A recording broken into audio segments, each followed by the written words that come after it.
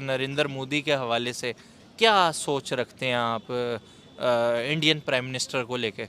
मैं तो ये समझता हूँ, एक आप रिलीजन बेस को अलहदा करो तो वो अपने अवाम के लिए, अपने नेशन के लिए वो ठीक बंदा है। बेचारे कर कुछ नहीं सकते।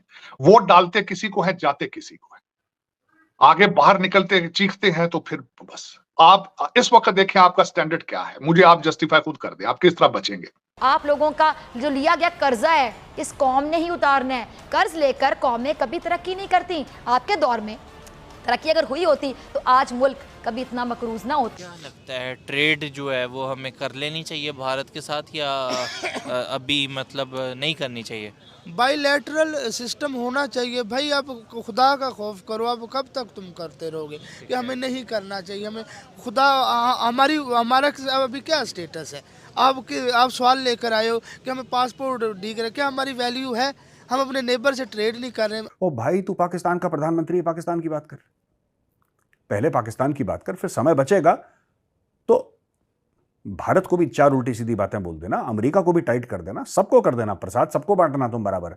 लेकिन सबसे पहले तो तुम बात करो पाकिस्तान की। तुम पाकिस्तान के प्रधानमंत्री हो। तरीके से आपको जूते मार मार के लोगों ने मुसलमान किया था, अब इसी तरह जूते मार मार के नमाजें पढ़ाएंगे। कितना अरसा पढ़ लेंगे इस तरह नमाजें आप? हालांकि मैं जो इंसान हूं, मैं आपको वसूख के साथ कह देता हूं, मजहब ये रिचुअल है, फिलॉसफी को समझो पहले।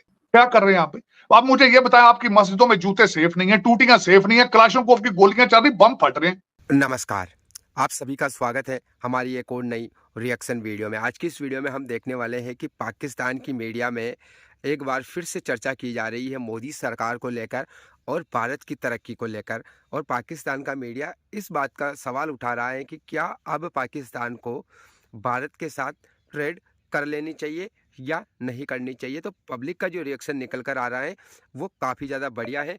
तो वीडियो को पूरी देखना, लाइक करना, शेयर करना। अगर आप हमारे चैनल पर नए हो तो सब्सक्राइब करके बेल आइकन को दबाना। तो चलिए वीडियो को शुरू करते हैं।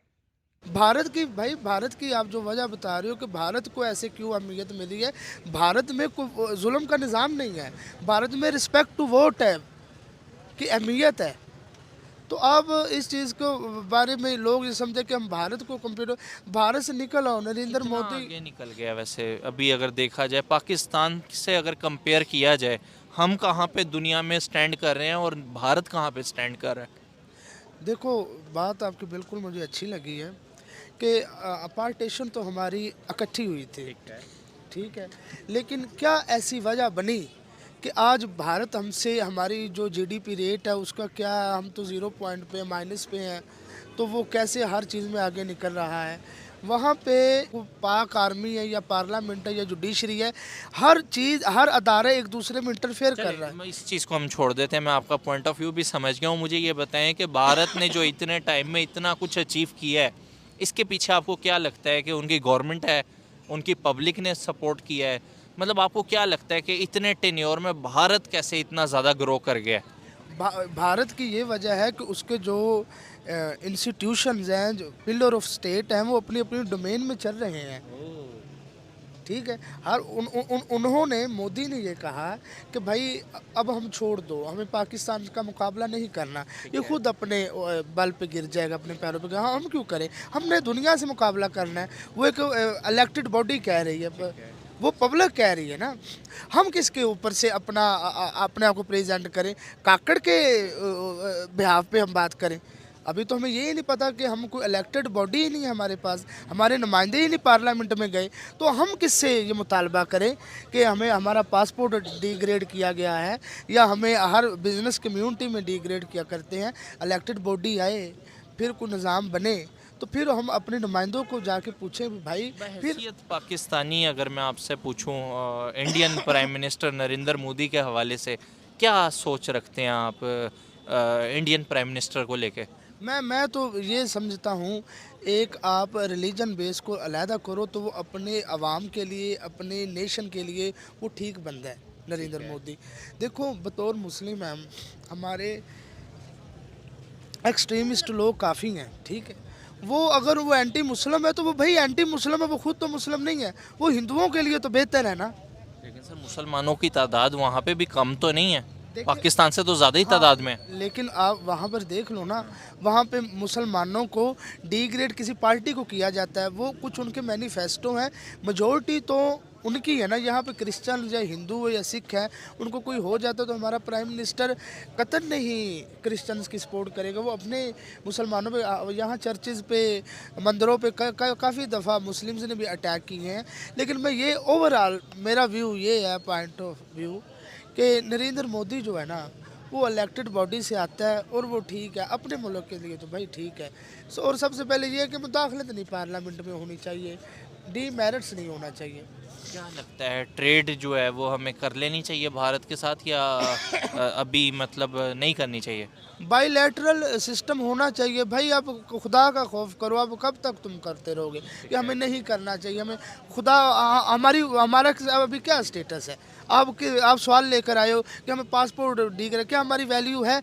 हम अपने नेबर से ट्रेड नहीं कर रहे हैं। अमेरिकन हिस्ट्री देख लो, कॉलोनी उन्होंने भी बनाई थी बरतानिया में, उन्होंने भी 70-80 साल मेहनत की है, ट्रेड किए हैं, बिजनेस कम्युनिटी को रिलैक्स किया है। यहाँ पे इमरान आया है, उसने आके सबसे पहले बिजनेस कम्युनिटी को हाईजैक किया है। फिर दूसरी यहाँ पे यार मैं इस नतीजे पे आया हूँ कि यहाँ पे सियासी अदम इस्तेहकाम है। फर्स्ट सबसे पहले इलेक्टोरल टन्योर कंप्लीट नहीं होगा तो मुल्क में इस्तेहकाम नहीं आ सकता। मुझे किसी पार्टी से गिला नहीं है, मुझे किसी आप ये कहोगे किसी इंस्टीट्यूट किसी मिलिट्री एस्टेब्लिशमेंट से गिला नहीं है। मुझे हर बंदे मैं ये चाहता हूँ, मेरा पॉइंट ऑफ व्यू ये है कि मैं एज आ सियासी तालिब इल्म हूँ मैं, कि हर जुडिशरी को भी अपना रोल अदा करना चाहिए। पॉलिटिकल जो विक्टिमाइजेशन हो रही है, पहले मियाँ साहब के ऊपर हो रही थी, फिर इमरान के ऊपर हो रही है, फिर नेक्स्ट किसी और के ऊपर हो जाएगी, तो भाई ये पॉलिटिकल ब्लैकमेलिंग कब तक पाकिस्तान में चलती रहेगी? बताएं, मौजूदा करंट टाइम के अंदर जो अभी टेन्योर चल रहा है, इसमें कोई एक शोबा जिसमें आपको लगता हो कि अभी हम भारत से बेहतर है? कोई एक शोबा जिसमें आपको लगता हो कि हम भारत से आगे जा रहे हैं?